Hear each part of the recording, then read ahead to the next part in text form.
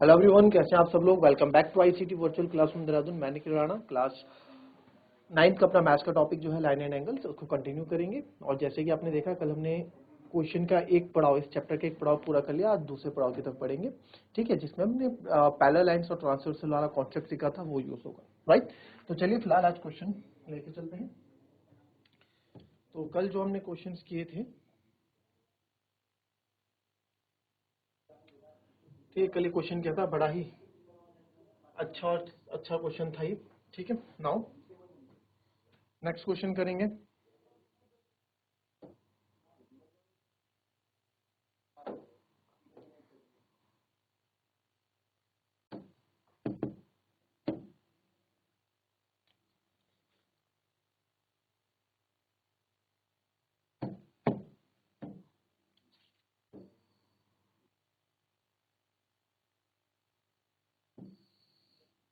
This is 50 degree, ये एक line है। दिस इज y, ठीक है। ये आपको दे दिया x, ये आपको दे दिया 130, ठीक है। तो चलिए x और y की वैल्यू बताएं। Find x and y if AB parallel to CD। या फिर इसका ऐसा करो, क्वेश्चन ऐसा आ जाएगा, find x and y and show that. कभी शो करने के लिए आ गया तो कैसे शो करोगे, शो करो कि जो AB है वो CD के पैरेलल है, ठीक है। तो ठीक है सर, शो करने के लिए आ गया, पैरेलल लाइन को शो कैसे करें। तो सबसे पहले हमने देखा कि x निकालते हैं। अगर आप देखो ध्यान से, ये पूरा एक लीनियर पेयर ऑफ एंगल बन रहा है। x plus 50 is equal to 180 degree,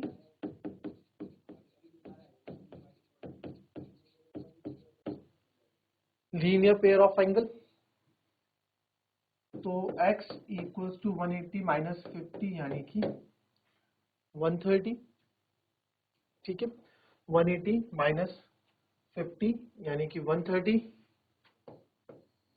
x equals to 130 degree. अब यहां पे देखेंगे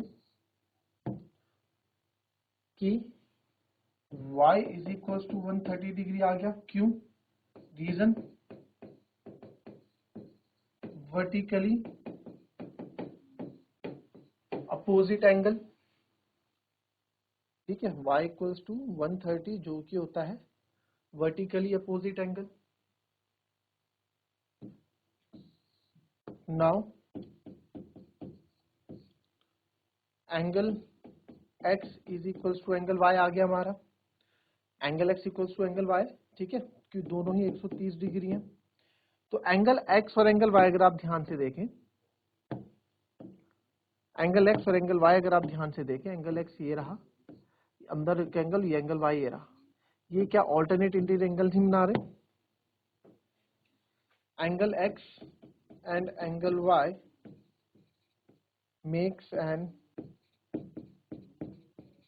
alternate interior angle and it is only possible, ये तभी पॉसिबल है if AB is parallel to CD। अगर AB आपके CD के पैरेलल है तभी ये पॉसिबल है कि X और Y आपका ऑल्टरनेट इंटीरियर एंगल बनाएंगे, राइट, ठीक है। तो ये क्वेश्चन था, इजी था क्वेश्चन, कोई दिक्कत? चलिए कॉपी कर लेंगे।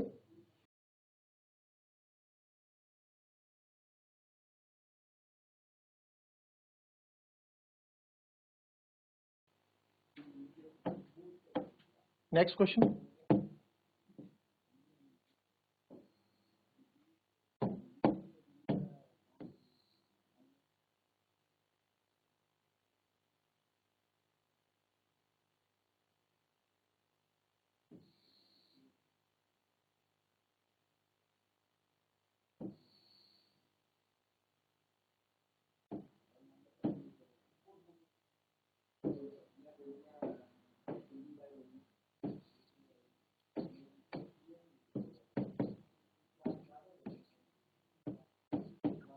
ए B C D E F,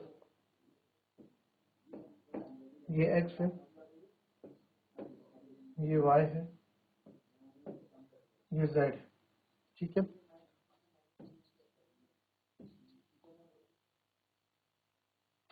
और इस पेज पे क्वेश्चन है,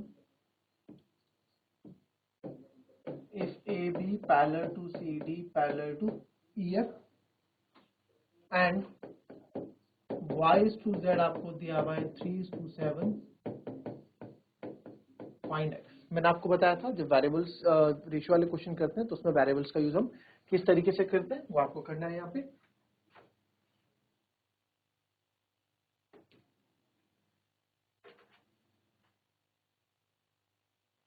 चलिए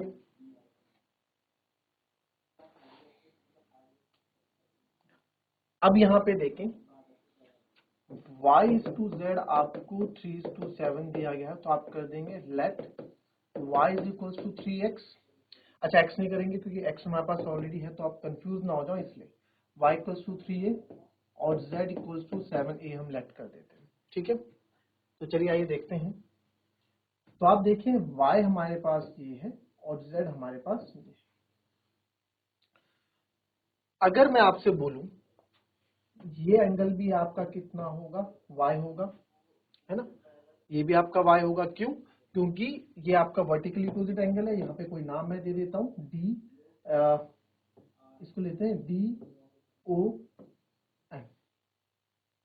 तो मैं बोल सकता हूं angle D O N is equals to Y, vertically opposite angle. ठीक है, अब यहां से मेरे को x निकालना है, पहले मेरे को y और z मिल जाए तो मेरे को x भी बहुत इजीली मिल जाएगा। तो now angle D O N जो एंगल y है plus z equals to 180 degree बना रहा है। बोलेंगे क्यों?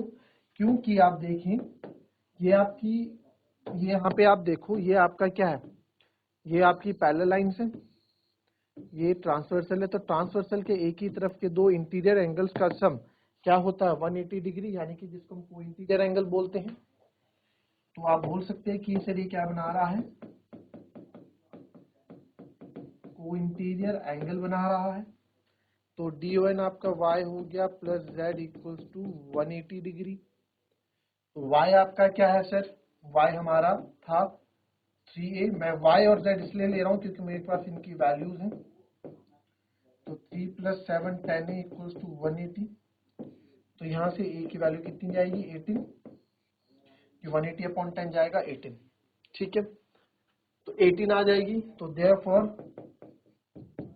y हमने माना था 3a, तो 3 × 18 यानी कि 54, और z हमने माना था 7a, तो 18 × 7 यानी कि z आ जाएगा 126। ठीक है, z कितना आ गया 126 और y कितना आ गया 54। तो z तो हो गया सर आपका 126 और y हो गया आपका 54।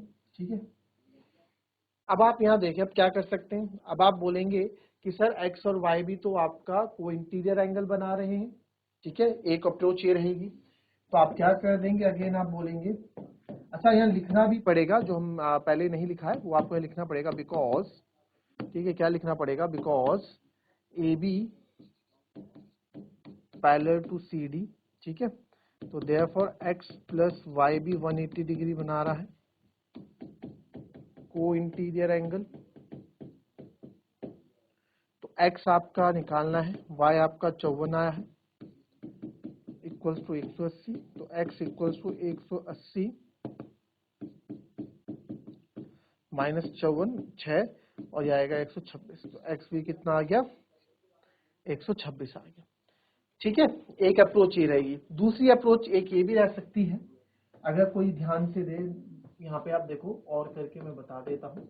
अगर आप ध्यान दें कि ए बी जो है ई एफ के भी पैरेलल है, ए बी जो है इस ई एफ के भी पैरेलल है, तो आप देखो एक एंगल इधर का अंदर का और यहाँ भी एंगल अंदर का ही है दोनों, तो ये ऑल्टरनेट इंटीरियर एंगल्स बना रहे हैं।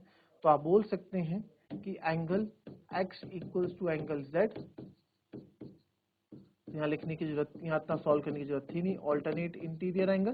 तो x z कितना आता है 126, तो x यहाँ से डायरेक्ट 126 हमारा आ, ठीक है। तो ऐसे भी कर सकते हैं, कॉपी कर लेंगे इसको।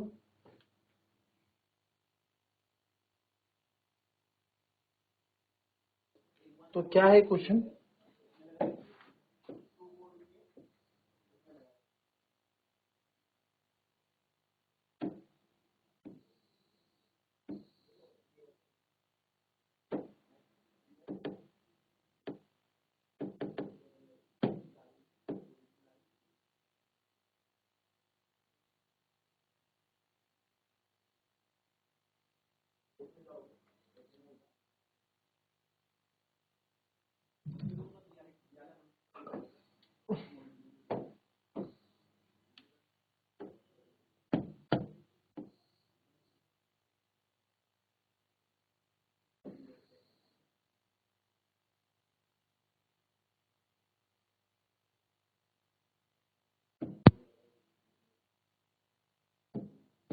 लिखा कुछ हो गया। अच्छा ये क्वेश्चन हमारा रह गया है कल, इस क्वेश्चन को भी, ये अलग क्वेश्चन है ना।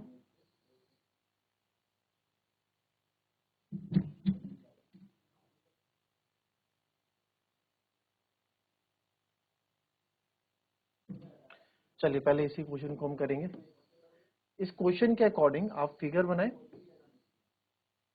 ठीक है, फिर बात करते हैं। क्या बोल रहा है, गिवन दैट xyz 64 है, xy produce two point P, draw figure from the given information. आपको इस हमेशा फिगर बनेगी नहीं, हमेशा फिगर आपको बन बनाई नहीं मिलेगी, आपको कभी फिगर बनानी भी पड़ेगी। और इफ रे YQ जो है बाइसेक्ट कर रहा है एंगल ZYP को, तो XYU एंड रिफ्लेक्स QYP आप निकाल के बताएं, ठीक है। हर चीज आपको हमेशा क्या है, आपको टेबल पर सजी हुई नहीं मिलेगी, आपको खुद भी करना पड़ेगा। तो करें इस क्वेश्चन को जरा।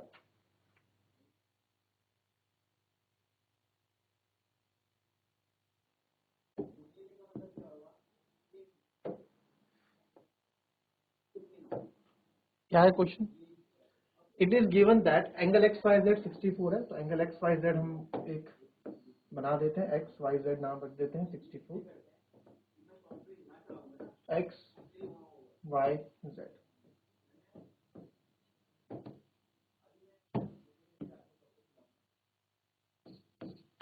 64 डिग्री है, and XY is produced to point P।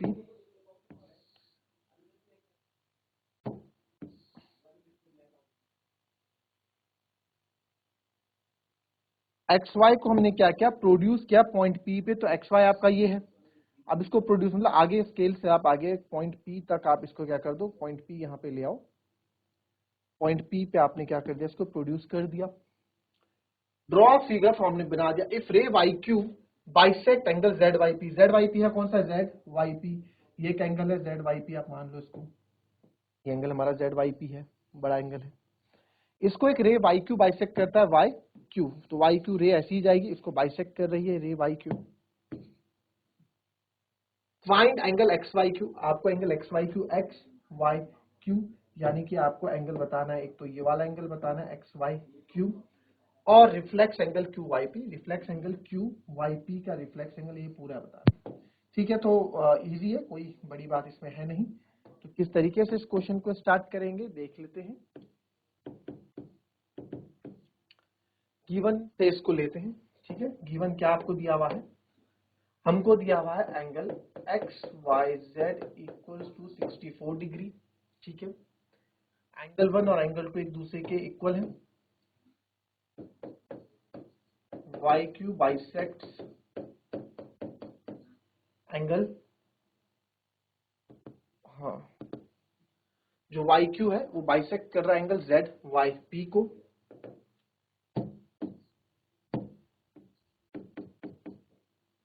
YQ bisect angle ZYP, ZYP को बाइसेक्ट कर रहा है। Find angle XYQ and reflex angle QYP, find angle XYQ and reflex angle QYP। तो आपको एक्स वाई क्यू बताना है ना, तो एक्स वाई क्यू क्या है, एक्स वाई क्यू। तो अगर आप ध्यान से देखें एक्स वाई क्यू क्या आने वाला है हमारे पास, तो बहुत इजी है, दैट इज आप यहां लिख दे, that is angle 1 is equal to angle 2। अगर आप ध्यान से देखें तो ये पूरा एंगल, ये पूरा यहां से 180 डिग्री बना रहा है ना, angle X Y Z plus angle 1 plus angle 2 is equal to 180 degree, linear pair of angle.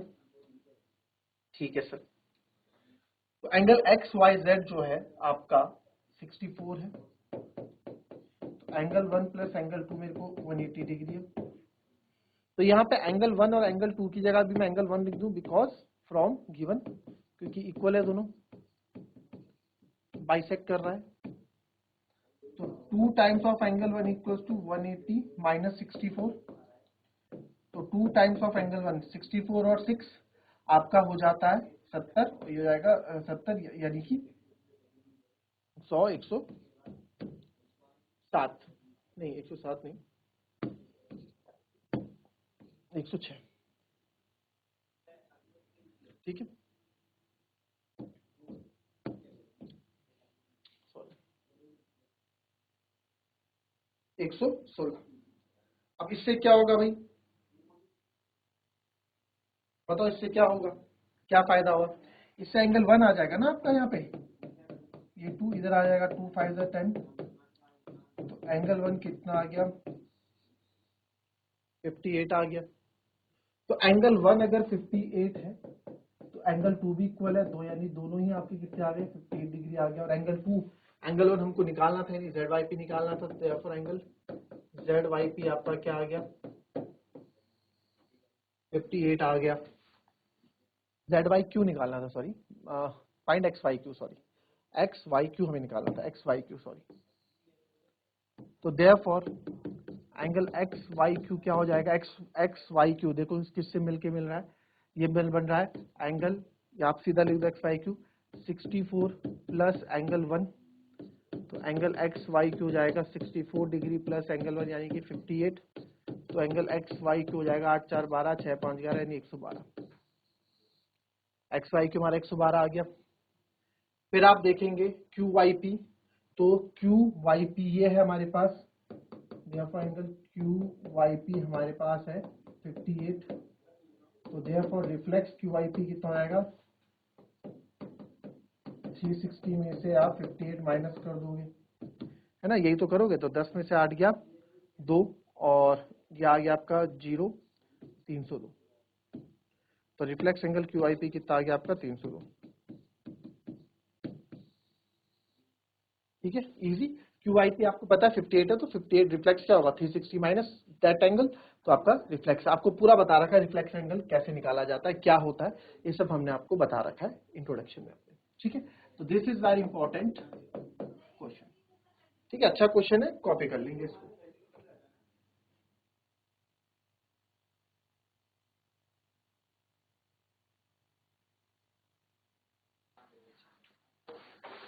So that's all for today, मिलेंगे आपसे अपने कल की नेक्स्ट क्लास में, तब तक के लिए be happy, be healthy and be safe. Thank you.